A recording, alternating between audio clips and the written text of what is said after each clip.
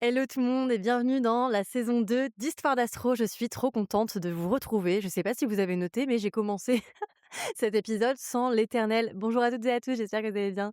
Voilà, on se renouvelle. Je m'étais dit qu'il fallait peut-être un jingle pour cette émission, pour la saison 2, mais bon, on n'y est pas. J'avais essayé de créer un générique, un espèce de jingle avec Suno, je sais pas si vous connaissez, c'est un site qui permet de créer une musique. Tu mets tes paroles et puis tu décides un peu le vibe que ça a. Moi, ça m'avait créé un jingle où ça me faisait un truc en mode genre: «Histoire d'astro, des histoires et de l'astro».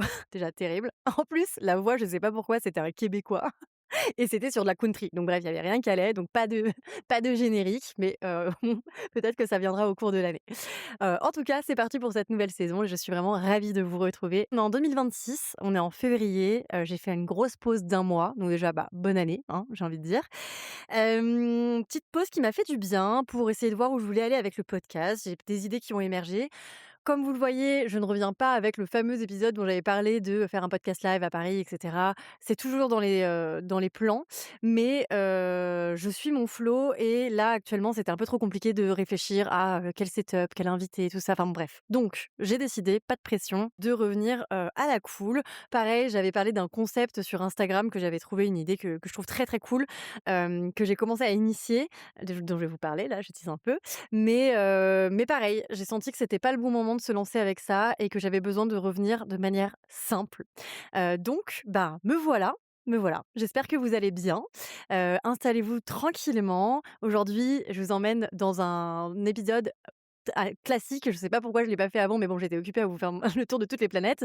Mais en gros, je me suis dit: «Voilà, il faut commencer par le début».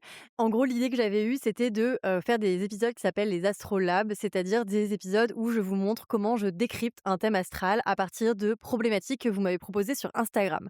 Donc j'ai lancé le truc, j'ai reçu plein de problématiques, j'étais, hyper contente et en même temps, je me suis dit: «Mais meuf, tu es en train de faire quoi? Actuellement, tu n'as pas le temps de préparer, hem, un épisode en analysant parce qu'en fait, j'ai choisi 10 problématiques. Donc, en sachant que le but de ces épisodes, c'est de faire, on va dire 5, allez, entre 5 et 10 minutes, peut-être moins de 10 quand même, mais d'analyse sur la problématique pour que la personne, elle puisse, bah, avoir des conseils, mais pour que vous puissiez voir vous aussi comment comment j'analyse le thème par rapport à cette problématique. J'étais en train de me dire: «Mais meuf, en fait, là, tu es en train de te lancer dans un truc où tu vas devoir préparer des analyses. Tu as 10, donc ça va être 2 épisodes, 5 par épisode. Bon bref, le temps de préparation me paraissait un petit peu, too much par rapport au temps que j'ai actuellement. Du coup, je me suis dit: «Mais de toute manière, tu ne leur as même jamais expliqué comment on faisait pour lire un thème astral tout court, from scratch, sans partir de problématiques. Qu'est-ce que vous, en tant que personne qui vous intéressez à l'astrologie, vous pouvez faire en regardant un thème astral, même si vous n'avez pas fait de formation et cetera, si vous êtes encore en train de faire vos premiers pas, qu'est-ce que vous pouvez regarder dans le thème astral pour pouvoir faire quelques petites analyses à vos proches et vous entraîner?» Donc je me suis dit que c'était quand même intéressant de commencer par là et puis ensuite, une fois que vous aurez du coup compris ce mécanisme-là, je pourrais vous montrer comment je fais pour partir, d'une problématique et du coup trouver, bah, quels sont les conseils les plus avisés par rapport à cette situation. Donc, bah, déjà aussi peut-être pour vous donner des petites nouvelles de moi, de ma petite personne, si ça vous intéresse. Le début de l'année a été assez intense. Déjà, je sais pas si vous entendez des bruits bizarres, mais j'ai adopté un petit chien. Elle s'appelle Tequila, c'est une petite teckel. Elle est en train de grignoter quelque chose qui fait du bruit, donc j'espère que ça ne s'entendra pas au micro. En même temps, elle est tellement mignonne qu'on lui pardonnera. Donc déjà, début d'année, j'ai été la chercher le 3 janvier, voilà, à peine remise, ou le 2, non, c'était le 2, voilà. On sort du nouvel an, gros nouvel an sur 2 jours, 2 3 jours même d'ailleurs si on compte la préparation. Et paf, je vais chercher le chien, c'est un bébé, faut s'en occuper, ça prend du temps. La nuit, il faut se réveiller souvent pour la sortir, donc déjà ça a pris pas mal d'espace et au-delà de ça, un truc qui est assez, marquant sur mon début d'année, c'est que j'ai décidé d'arrêter la mission freelance que je faisais pour mon ancienne entreprise. Si vous avez suivi, en fait, ben, je leur avais à la base annoncé que je partais, bah, c'était à la même période l'année dernière. Je leur avais annoncé: «D'ici 1 an, je ne serai plus là parce que je veux être astrologue à temps plein». Finalement, il s'était passé pas mal de choses. Elle m'avait proposé de rester en freelance 2 jours par semaine, ce qui était une super opportunité pour moi pour me lancer, plus à fond dans l'astrologie, mais tout en gardant une certaine sécurité financière et ouais, en restant aussi dans cette entreprise que j'affectionnais, particulièrement et que ça m'embêtait de partir.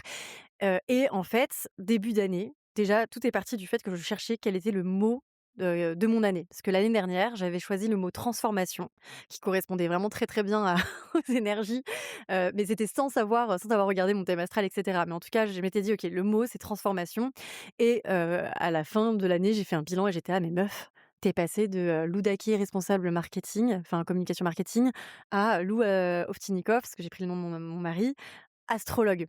Transformation. Donc là, j'étais là en mode: «OK, alors on va peut-être faire aussi spectaculaire, que l'année passée, mais quel est le mot que je choisis pour mon année?» J'avais un peu du mal à le trouver au début et puis tout d'un coup, ça m'est apparu clairement, en fait, c'était le mot libération. Alors dans libération, il y a plein de choses.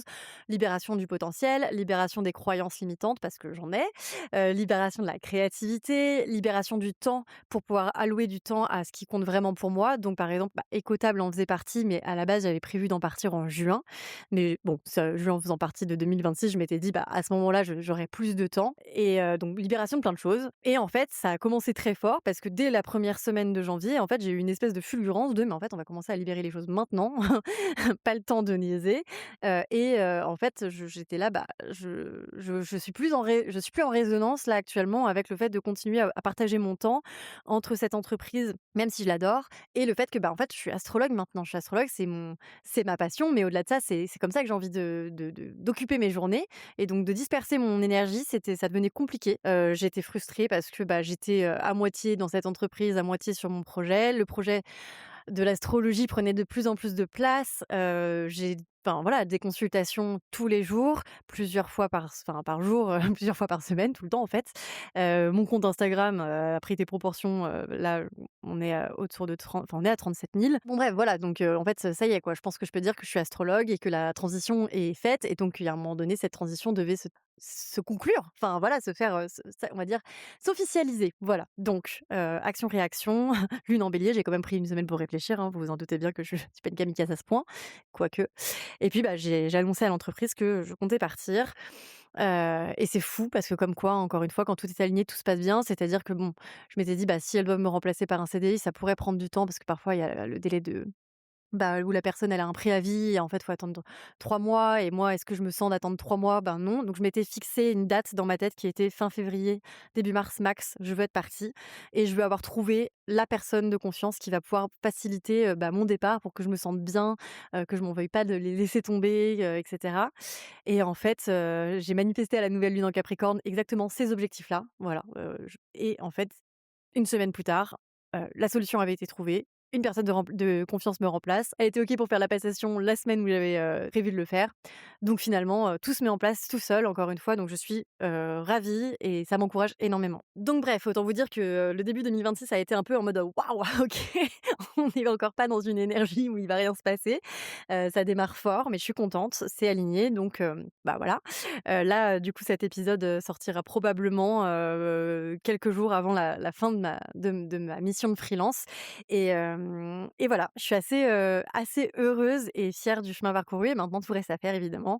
Le fait d'avoir plus de temps à allouer à l'astrologie va me permettre aussi de faire de nouvelles choses, par exemple organiser des ateliers, c'est un peu un de mes objectifs pour 2026. Prendre plus de consultations évidemment, continuer à me former et vous annoncer enfin aussi, les nouvelles formations que j'ai commencé à un petit peu à dispander, j'allais dire, ça veut rien dire, mais à donner de manière plus officieuse parce que je me suis formée sur certains sujets comme la synastrie. Là, je suis en train d'apprendre les profections, qui est une technique, d'analyse de transit et tout ça, en fait, bah, j'ai commencé à faire un petit peu des consultations en off aux personnes qui m'ont sollicité sur ces sujets, en me disant: «Hey, est-ce que tu fais ça?» et j'étais là: «Oh, je l'ai pas encore annoncé officiellement, mais oui, allez, vas-y, je le fais pour toi». Mais j'ai pas pris le temps de le faire d'annonce officielle parce que déjà, je voulais voir comment ça se passait ces 1res, consultations et puis parce que j'ai pas le temps, en fait, de créer le contenu autour.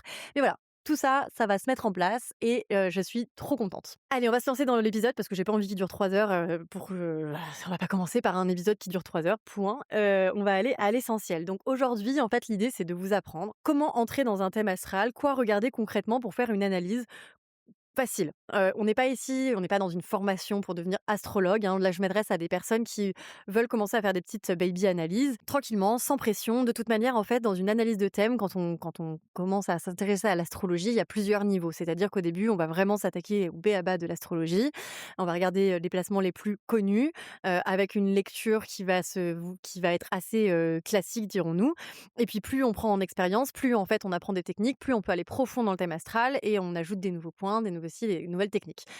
C'est pas le but là de vous commencer à vous expliquer comment on lit un thème astral pendant 1 heure, mais en tout cas, l'idée c'est de vous donner des premières clés. Et en fait, j'espère avec cet épisode que ça vous permettra de comprendre qu'en fait, c'est pas que c'est pas si compliqué, mais que c'est pas réservé à une élite, qu'il faut pas forcément, je sais pas moi, faire des formations professionnalisantes pour pouvoir lire un thème astral à tout prix. Non, c'est possible de le faire, de manière, complètement, je veux dire, ludique, et sans pression, en prenant des placements tout simples, en posant des mots-clés tout simples et en réfléchissant, de manière simple. Voilà, le mot aujourd'hui, c'est simplicité. Voilà, donc on va regarder ça en toute simplicité. Bon, déjà, si tu débarques et que tu me découvres par cet, épisode, bienvenue, j'ai envie de dire. Tu ne sais peut-être pas du coup ce que c'est qu'une analyse de thème astral. Un thème astral, déjà pour commencer, c'est la carte du ciel au moment de ta naissance. Donc c'est-à-dire que c'est comme si on avait un chemin autour de nous qui est constitué des 12 signes du zodiaque et les planètes se déplacent symboliquement sur ce chemin et selon leur position, en fait, elles se chargent de l'énergie du signe où elles se trouvent. En sachant que chaque planète représente une fonction, un pan de ta personnalité et que du coup, en fait, OK, ton signe solaire est peut-être en Taureau, mais peut-être que tu as, des planètes dans le signe de la Vierge, dans le signe du Capricorne, dans le signe du Lion et en fait, toutes ces énergies-là, ça va venir raconter une histoire et ça va venir aussi dresser un portrait de toutes les nuances de ta personnalité. Ça va venir aussi expliquer des tensions internes, des challenges, des forces, des faiblesses. En fait, c'est tout ça qu'on met en lumière quand on fait une analyse de thème astral. Donc, un thème, il est basé sur 4 piliers. Si tu as déjà écouté les épisodes précédents, déjà bravo et merci à toi. Mais je le répète pour les petits nouveaux ou ceux qu'on peut écouter au fond de la classe. Donc, le thème astral repose sur 4 piliers fondateurs. Les planètes, elles représentent, on va dire, les personnages de l'histoire. Ensuite, du coup, elles sont positionnées dans des signes qui représentent le style, en fait, d'incarnation. Donc, par exemple, Mars représente ta capacité d'action. S'il est dans le signe du Scorpion, il va se comporter de la manière du Scorpion. Et ensuite, la planète est positionnée en maison, ce qui est un peu le décor de où est-ce qu'elle va déployer son énergie particulièrement. Par exemple, du coup, Mars en Scorpion en maison 10, eh bien, quelqu'un qui va mettre beaucoup d'énergie à la vibe du Scorpion pour se déployer dans le domaine de la carrière. C'est vraiment la basico-basique. Évidemment, il y aurait plein de choses à dire en plus, mais comme je l'ai dit, on est là pour parler simple. Et ensuite, il y a les aspects. C'est les petits traits qui partent dans tous les sens au milieu de ton thème. Et ça, c'est les interactions entre les planètes. Parfois, les planètes sont dans des énergies qui s'entendent bien. Et donc, ça crée des talents, des fluidités, des choses qui sont à ta disposition pour que tu puisses te développer en facilement, en toute simplicité, on revient là-dessus. Et les traits rouges, c'est les aspects plus challengeants, mais c'est très bien d'en avoir. C'est que les planètes sont dans des énergies qui se comprennent moins bien. Et donc, ça va créer des sentiments de tension interne ou des situations dans la vie où on se retrouve confronté à nos dualités, des choses qui sont plus inconfortables. Mais ça, c'est important parce que ça va permettre de se développer, de trouver un juste équilibre entre ces différentes énergies et de les mettre à profit. Donc, c'est important aussi d'avoir des traits rouges. Alors déjà, avant de commencer, je voulais te dire quelque chose qui me semble important de préciser. Évidemment, quand tu apprends à étudier l'astrologie, c'est comme si tu apprends en fait à parler une langue et donc tu vas apprendre plein de mots différents, mais aussi c'est un peu comme apprendre un genre de clavier. Ce clavier, il est constitué du coup donc des archétypes du signe des zodiaques, donc il y en a 12, les maisons, les aspects, blablabla. Mais moi, ce que je voulais te dire, c'est qu'en fait, aujourd'hui, tu n'es pas obligé tout de suite maintenant apprendre par cœur les 12 archétypes du zodiaque. Bien sûr, c'est super important, hyper important. Clairement, à un moment donné, il faudra y passer, savoir exactement qui est qui fait quoi, qui pense comment. Ça, c'est important. Mais je préfère que tu te concentres sur te demander, ok, est-ce que je connais bien l'énergie des planètes? Et l'énergie des planètes, elle est quand même plus simple à comprendre parce qu'en fait, c'est simple. Le Soleil, c'est toi, ton identité. La Lune, c'est les émotions. Mars, c'est l'action. Vénus, le lien affectif. Mercure, le monde intellectuel. Enfin, évidemment que ces planètes peuvent représenter beaucoup plus que ça, mais là, encore une fois, tu peux très bien te concentrer et te dire, ok, j'apprends juste à comprendre que ces planètes représentent ces fonctions. Et pourquoi je te dis ça? C'est parce qu'en fait, c'est limite plus important de savoir de connaître l'énergie des 4 éléments, plutôt que de connaître les 12 signes du zodiaque. Parce que les 4 éléments, donc l'eau, la terre, le feu et l'air, elles peuvent déjà te permettre de comprendre dans quelle dynamique une personne elle est quand tu regardes son thème astral. C'est-à-dire que tu vas regarder si la personne, elle a beaucoup de planètes dans des signes d'eau. Ça veut dire que cette personne, elle sera plus dans une notion d'émotivité, d'intuition, elle se laissera plus plus, guidée effectivement par ce qu'elle ressent. Quelqu'un qui a beaucoup de planètes dans un signe de terre, qu'importe le signe, eh bien, ça va être quelqu'un qui va être vraiment dans une réalité beaucoup plus concrète, dans un besoin de matérialité, de sécurité, de stabilité. Rien que ça, tu n'as pas besoin de savoir qui est le Capricorne, la Vierge, et cetera. Juste ça, ça te donne déjà une première lecture. Donc si ça te semble faramineux d'apprendre à distinguer les 12 signes du zodiaque, commence par juste te poser la question: «OK, Mars, dans tel élément, comment il agit?» Point. Ah, il est dans une énergie de feu. Bon, bah, alors ça veut dire qu'il est dans une énergie d'action, et qu'il va être en constant mouvement, en recherche de vouloir accomplir des choses. Voilà, et ensuite tu pourras affiner en t'intéressant aux 12 archétypes, en te disant: «OK, donc en fait, il est en Bélier, donc il va agir plutôt avec ce tempérament-là. S'il est en Sagittaire, il sera toujours dans cette énergie de feu, mais du coup avec une vision différente». Voilà, mais ce que je veux dire par ici, c'est que on n'a pas forcément besoin d'intégrer toutes les informations d'un coup, parce que l'astrologie, c'est quand même très riche. Si tu dois commencer par un point, comprends quelle est la fonction des planètes et comprends les 4 éléments. Déjà, si tu as compris ça, c'est déjà super. C'est vraiment déjà super. Ensuite, quelque chose d'autre qui est important à comprendre dans un thème astral et ce dont j'ai déjà parlé précédemment, c'est que en fait, un thème astral, c'est une histoire globale. Donc évidemment, quand tu vas commencer à apprendre en fait à décrypter un thème, tu vas vouloir analyser le soleil dans ce signe, dans cette maison, ça veut dire ça, et tu vas te concentrer sur ce placement isolé. On commence tous par là, c'est complètement OK. Mais ce qu'il faut garder en tête quand tu vas du coup, restituer tes analyses, c'est qu'en fait, c'est important de faire des connexions entre les placements. Parce que sinon, le risque, c'est que la personne ne se reconnaisse pas. Parce qu'en fait, encore une fois, il faut prendre le tableau dans son entièreté. Donc entraîne-toi à te poser effectivement les questions de qu'est-ce que ça veut dire ce placement, et cetera. Mais garde en tête que si tu fais une analyse, il faudra raconter une histoire globale. Faire une analyse de thème astral, c'est raconter une histoire. L'histoire de la personne à qui tu décryptes le thème. Et cette histoire-là, elle est basée sur plein d'interactions en fait entre les planètes. Et donc du coup, ça fait pas sens de dire, il y a un tel dans son coin qui agit comme ça, il y a un tel dans son coin qui agit comme ça.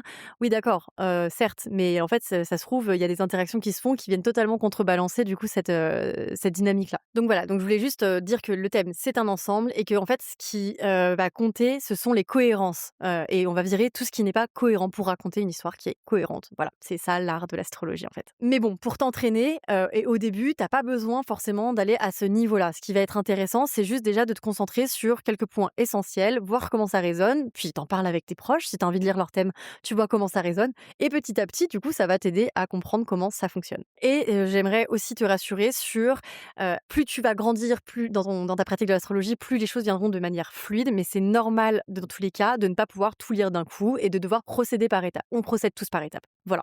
Maintenant que c'est dit, quelle est la première étape pour lire un thème astral?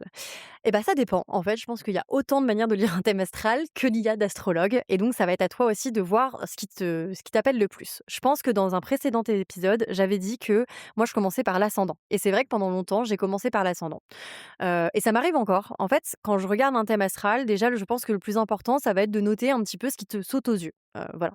Tu vas noter, où est donc dans quel signe est l'ascendant, où sont les différentes planètes? Est-ce qu'il y a beaucoup de monde dans une certaine maison? Est-ce que le thème est éclaté? Note un petit peu tout ça.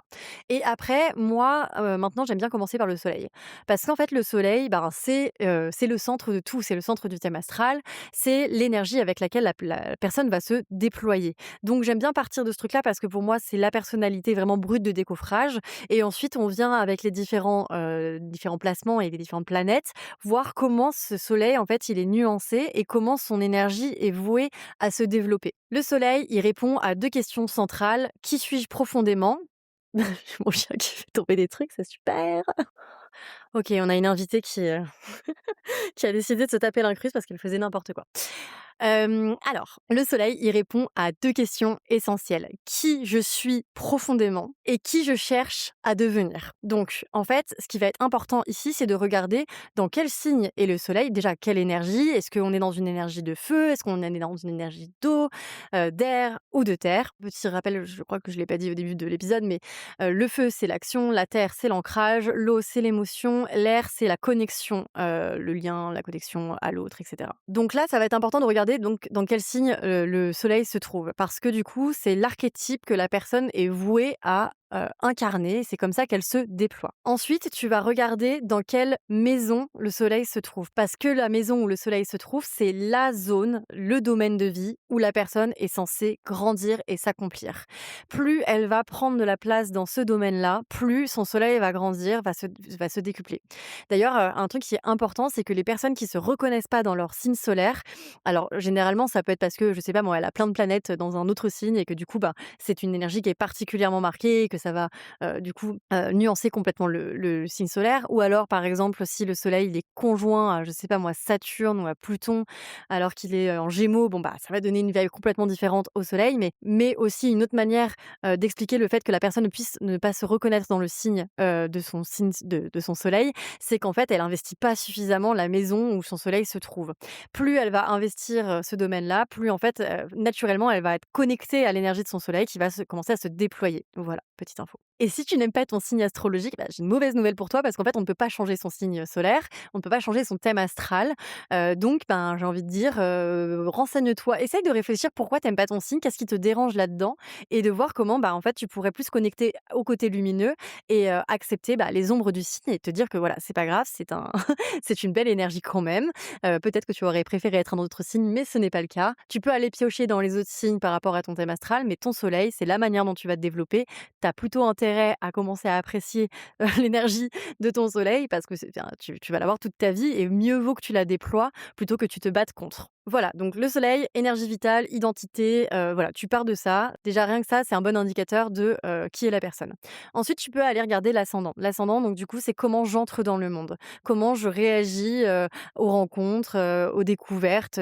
C'est comme un filtre qui s'active en fait de manière instinctive dès qu'il se passe quelque chose, un événement. Mais c'est aussi une énergie à cultiver pour venir aider ton soleil à se déployer. Donc c'est pareil, si tu ne te connectes pas avec l'énergie de ton ascendant, c'est qu'il y a une leçon à venir chercher derrière pour pouvoir te connecter à cette énergie-là. Donc la question clé de l'ascendant, ça va être quelle est ma posture par rapport aux événements, et comment je me présente aux autres, à la vie. Donc là, c'est pareil, ben, si tu regardes simplement l'élément dans lequel se trouve l'ascendant, tu vas savoir si la personne, c'est plutôt quelqu'un qui va être spontané, par exemple avec un signe de feu. Bon, bah, la personne, elle va être spontanée, directe, courageuse, pas de problème pour aller découvrir le monde. Une personne qui va être en signe de terre va être un petit peu plus prudente, elle va aborder les choses de manière plus rationnelle, avec un besoin de comprendre où elle met les pieds. Les signes d'air, ils vont être hyper dans le mental, l'analyse et dans la connexion, la sociabilité. Et les signes d'eau, ils vont se connecter à leur intuition, ils vont avoir tendance à capter plus les émotions et les énergies qui se dégagent. Donc voilà. Donc rien que, tu vois, encore une fois, ça, pas besoin d'aller chercher le signe, même si bien sûr, évidemment, à ce stade, c'est quand même cool de savoir quelle est l'énergie du signe de l'ascendant de la personne, mais rien qu'avec les éléments, ça te donne déjà des informations. Petite astuce de pro, ça va être aussi intéressant de regarder où est le maître d'ascendant. Le maître d'ascendant, c'est la planète qui maîtrise le signe de l'ascendant. Chaque signe est gouverné par une planète et donc par exemple, si tu es ascendant Cancer comme moi, eh bien le maître de ton ascendant, c'est ta lune.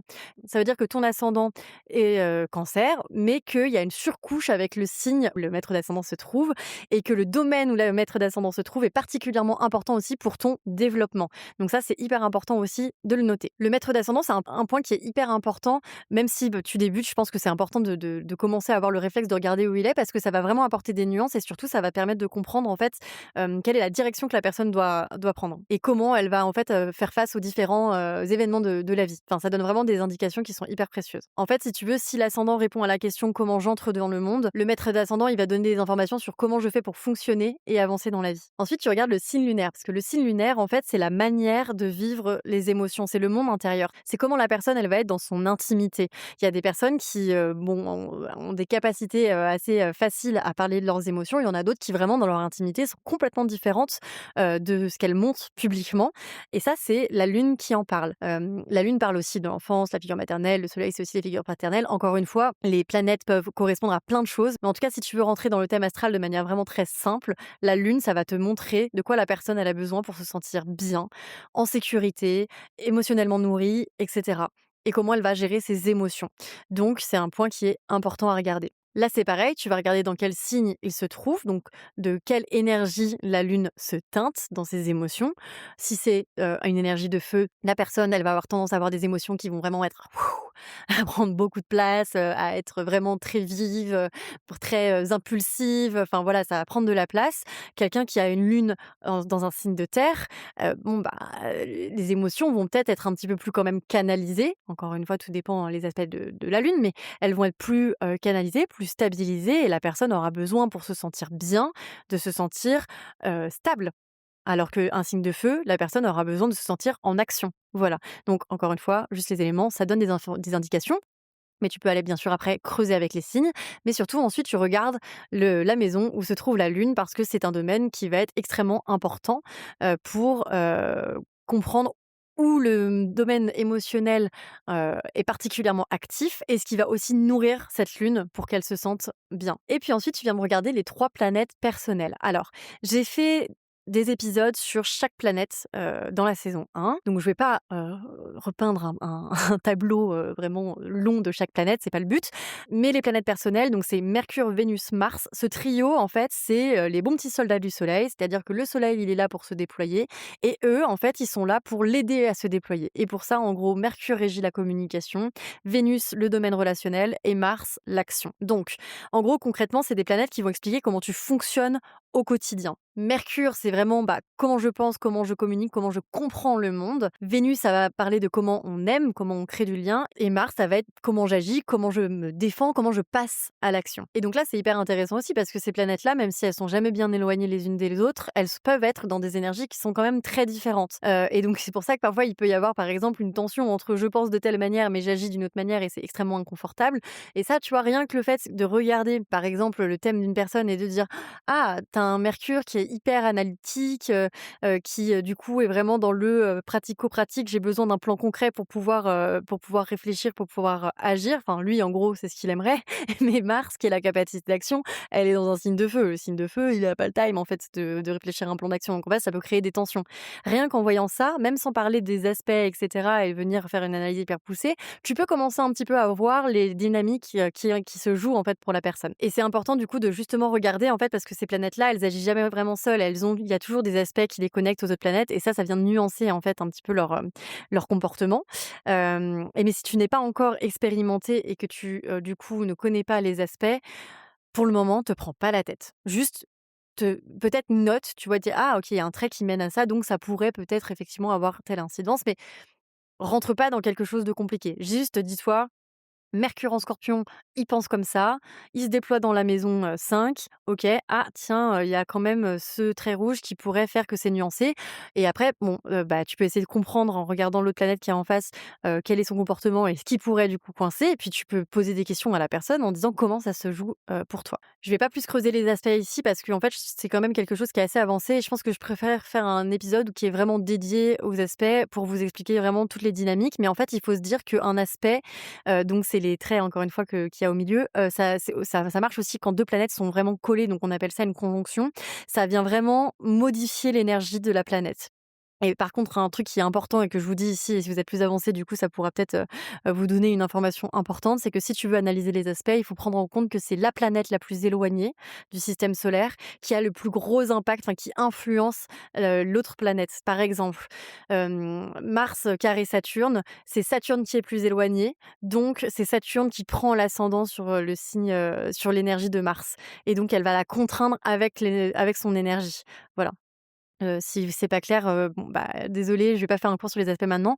Je vais, juste, avancer et faire un autre épisode plus tard. Ah oui et juste, petite précision aussi, si vous voyez 2 planètes qui sont à côté, par exemple, bah, Mars est, en conjonction avec, Mercure, vraiment les 2 sont collés, leur énergie se mélange. Donc ça veut dire que l'action et le mental vont être intrinsèquement, liés, par exemple. Voilà, petite parenthèse refermée. Dernière étape, maintenant que tu as regardé un petit peu qui se trouve où, cette étape-là dont je vais parler, tu peux la faire très bien au début, hein, en 1er lieu, mais ça va être de regarder quelles sont les maisons qui sont les plus occupées. Parfois, tu as des thèmes où vraiment tout est éclaté, donc tu as une planète dans chaque maison. Alors, c'est pas possible parce qu'il y a que 10 planètes et 12 maisons, mais bon, globalement, tu vois l'idée. Parfois, bah, il y a des concentrations. Les maisons où il y a des concentrations de planètes, par exemple, 3 planètes, et plus, et ben, c'est des maisons qui vont être particulièrement, actives et ces domaines de vie vont être particulièrement intéressants à valoriser dans la lecture parce que ça va donner des indications à la personne sur qu'est-ce qui est, important pour elle, en termes de focus de vie. Donc, petit rappel, j'ai fait aussi un épisode sur les maisons, donc je vais pas toutes les redire. Mais par exemple, la maison 10, bah, c'est la maison du travail, de la vocation, de la place sociale. Et donc, ça va être important, s'il y a beaucoup de planètes dans cette direction, de se dire: «Ah OK, donc il se joue quelque chose pour la personne au niveau de sa réussite». S'il y a beaucoup de planètes dans la maison 2, c'est que la personne, elle a quelque chose qui se joue sur le côté, matériel, financier, le besoin de sécurité, quelque chose en lien avec, son socle, ce qu'elle possède, et d'ailleurs même d'ailleurs ses talents, parce qu'on retrouve ça en maison 2. Voilà, il y a plein d'informations, qu'on peut aller chercher sans pour autant s'embêter à se dire: «OK, c'est telle planète» et cetera. Non, il y a une concentration de planètes dans une maison. OK, ce domaine est important et donc ça va vous donner aussi des indications de qu'est-ce qui est important à venir analyser dans le thème. Parce que on pourrait passer vraiment mais des années à analyser un thème. Si on analyse chaque maison, chaque aspect, chaque ça prend un temps de malade. Mais en fait, la personne, quand elle vient te voir pour un thème astral, ou même ta copine ou ton copain qui te demande: «Ah vas-y, regarde mon thème astral» et cetera, il est pas là pour que tu lui envoies un parpaing qui dure 3 heures sur sa vie, son œuvre et cetera. Enfin, peut-être qu'il y a des gens qui adorent ça. Les scorpions adorent qu'on leur parle de eux, leurs entrailles et cetera, leur profondeur pendant 1000 ans.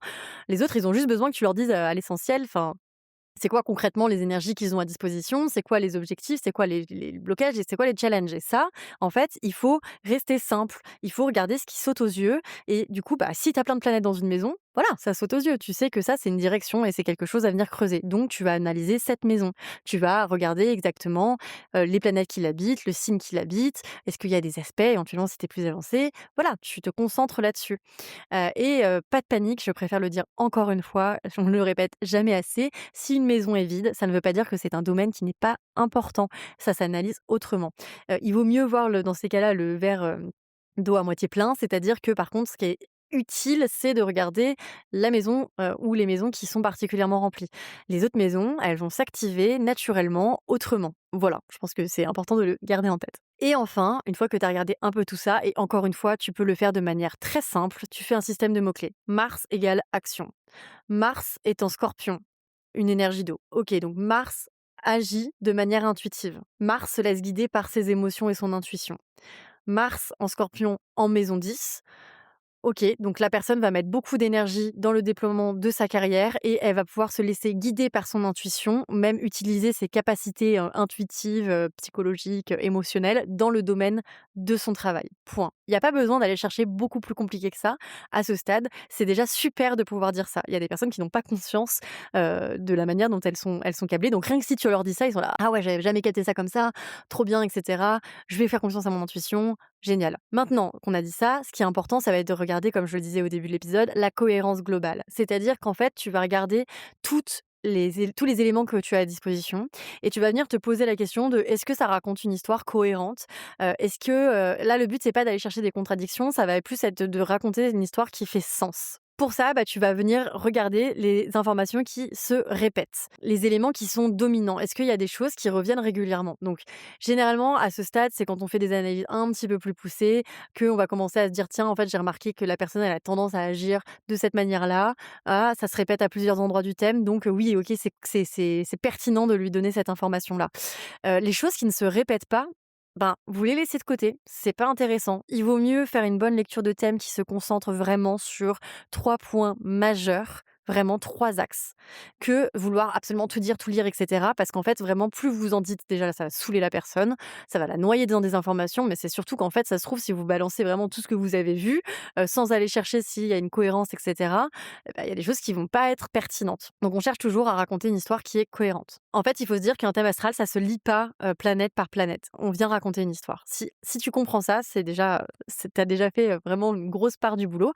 Évidemment, encore une fois, je te le dis, c'est normal de devoir commencer par lire, analyser les placements individuellement. Tu peux pas directement te dire: «Ah, je comprends tout d'un coup en regardant le thème». Non, tu vas analyser placement par placement, mais par contre, après, tu vas intégrer ça dans une histoire en disant: «OK, donc la personne agit comme ça, elle a plutôt des focus sur telle et telle maison, donc voilà l'énergie qu'elle a à disposition pour déployer cette maison. Ah tiens, mais elle pourrait avoir telle dualité parce qu'en fait, non seulement elle veut se réaliser en maison 10, donc dans la carrière, mais on voit qu'il y a des traits rouges qui mènent en bas vers la maison de la famille et des racines, donc peut-être que elle se sent freinée par, je sais pas moi, sa famille qu'elle est en train de construire ou alors, c'est son socle, familial d'avant qui lui a fait comprendre qu'elle pouvait pas partir dans cette direction. Voilà et en fait, on initie une conversation avec la personne et la personne est là: «Bah oui, oui, effectivement, moi je viens d'une famille qui m'avait dit qu'il fallait absolument que je sois avocate alors que j'ai toujours rêvé d'être artiste». Voilà, Tu vois? Et en fait, ça crée une conversation et ça permet de dire: «OK, donc ben» et après tu donnes des conseils en disant: «OK, mais si tu t'écoutes que toi, si tu te recentres au milieu, qu'est-ce que tu ferais? Ah bah, tu serais artiste. OK, la vie est longue. Regarde, tu as à disposition telle et telle planète qui confirme le fait que tu pourrais être artiste. Et bah, vas-y, lance-toi».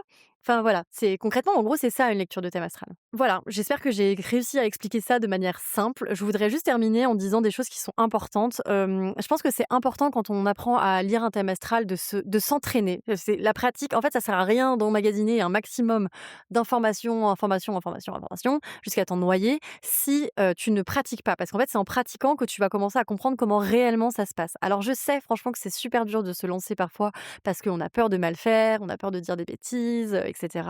Mais petit à petit, ça va venir et fais-le avec des gens qui sont bienveillants avec toi, tes proches, etc. Et explique-leur. Dis-leur que bah, tu es en apprentissage, que tout ce que tu vas dire n'est pas forcément juste, mais que justement, eux, ils vont t'expliquer comment, en fait, ce placement, ça prend place dans leur vie. Et ça va t'aider à comprendre et donc à devenir meilleur dans tes analyses. En tout cas, un point qui me paraît essentiel pour le coup, c'est que si tu ne sais pas lire parfaitement un thème astral, ne te lance par contre surtout pas dans des espèces de prédictions avec les transits. La base, c'est d'apprendre à lire le thème astral. Tu feras des prédictions aux gens quand tu seras confortable sur ça. Parce que là, pour le coup, enfin, tu risques de faire, plus entre guillemets «de mal» qu'autre chose, parce que les transits, enfin, ça joue avec l'avenir, en fait. Tu peux enfin, je trouve que c'est trop délicat. Donc, si tu te sens, suffisamment à l'aise avec le thème astral, tu peux commencer à te dire: «Ah OK, donc telle planète en ce moment va venir activer ça dans son thème, donc ça peut vouloir dire ça». Mais si tu ne connais pas, commence pas à essayer de te dire: «OK, donc, j'arrive pas à lire son thème, mais tiens, ah, elle a un transit en ce moment, elle a Pluton dans sa maison 10. OK, ah, c'est la catastrophe, elle va perdre son travail». Non, tu sais pas, parce qu'en fait, tu sais pas le connecter avec le reste du thème. Donc ça me paraissait important de le dire. Important aussi de garder en tête qu'un thème astral, c'est comment dire? Renferme plein de potentiel et que, les personnes interagissent avec ces potentiels et grandissent en fait en interaction avec ces potentiels-là. Donc c'est pas du tout enfermant et quand tu fais une lecture de thème astral, du coup, il ne faut pas dire, «Tu es comme ci, tu es comme ça, il va t'arriver ci». Tu dois, mettre toute ton énergie, là-dedans. Non, en fait, c'est important de garder des nuances, de l'ouverture, de comprendre qu'en fait, la personne, elle a besoin de sentir quand même qu'elle a son libre arbitre parce que si c'est trop enfermant, ça peut faire flipper. Et le but, c'est pas du tout, d'être dans un espèce de truc où on met les gens dans des boîtes, pas du tout. Un thème, c'est très libre, c'est très ouvert et la personne ne doit pas se sentir enfermée dans son thème. Elle doit sentir qu'elle a des potentiels et qu'elle peut venir les activer si elle le souhaite. Voilà, j'étais en train de me dire que j'avais un troisième point, mais je ne m'en rappelle pas. En tout cas, là, ça me vient pas, automatiquement. Voilà, on arrive à la fin de ce premier épisode de la saison 2. Ça m'a fait trop du bien de reprendre le micro. Je suis contente à l'idée de me dire que ça y est, on recommence, on repart pour une saison 2. J'ai eu beaucoup, beaucoup de super, retours sur la saison 1. Les gens m'ont dit que, bah, c'était très clair, que, bah, j'étais assez pédagogue, donc ça me fait trop plaisir. Je suis trop contente. Il y a quelqu'un qui m'a dit ce matin et ça m'a trop touchée que, sur, mes réseaux sociaux, mais aussi, bah, du coup, avec tout le contenu que je crée, j'arrive à créer quelque chose où on se sent bien, comme un espèce de petit cocon et franchement, ça me fait trop plaisir parce que je pense qu'avec mon ascendant Cancer, c'est un petit peu ce que je suis, vouée à faire, de créer des espaces où on se sent bien et de pouvoir vous transmettre, du coup, ben, tout ce que j'apprends, pour pouvoir vous aider à vous aussi découvrir ce que c'est vraiment l'astrologie, découvrir aussi qui vous êtes vraiment et comment déployer votre potentiel. Et voilà, je trouve ça vraiment trop bien et ce que je voulais vous dire aussi, c'est que je continue à me former, sur plein de choses et du coup, ma vision de l'astrologie, elle est en train de prendre des tournures assez enfin, je suis trop contente et du coup, ben, si aussi je suis aussi excitée, c'est que, bah, non seulement ma pratique grandit et que du coup, bah, je suis, plus apte à vous faire des analyses de thèmes plus poussées et donc à vous apporter, encore plus, mais c'est surtout que j'ai trop hâte de pouvoir, bah, partager tout ce que je sais avec vous et vous transmettre, bah, toutes ces belles choses que j'apprends. Donc je suis hyper excitée, et merci pour votre écoute, merci d'être là, merci de me soutenir, merci pour tous les gens qui me suivent. Ça me fait trop plaisir, je m'estime vraiment mais trop chanceuse de vous avoir, j'ai vraiment beaucoup, beaucoup de gratitude donc voilà. J'espère que cet épisode vous a plu. Je sais pas quand est-ce que je reviens, mais je reviens la prochaine fois avec soit un épisode, interview parce que ce que j'ai pas dit, c'est qu'il y aura toujours des interviews évidemment dans la saison 2. J'ai d'ailleurs ma prochaine invitée en tête. Soit je reviens avec cet épisode-là, soit je reviens avec les astrolabes pour vraiment vous montrer de manière pratico-pratique comment j'analyse un thème astral et j'ai pas de date en tête. Mais en tout cas, à partir de début mars, je serai full consacrée à l'astrologie. Je pense que je vais me garder une journée par semaine de création de contenu pour, les vidéos, le podcast, whatever. Donc ben, ça risque d'être un petit peu plus récurrent. Mais j'ai pas encore de date, et je me fous la paix. J'ai décidé de me foutre la paix, en fait, parce que à quoi bon finalement, être à son compte et créer du contenu si c'est pour, être, sous pression. Voilà, c'est pas la vibe que j'ai envie de dégager. J'ai du mal à lâcher le micro, hein, comme d'hab.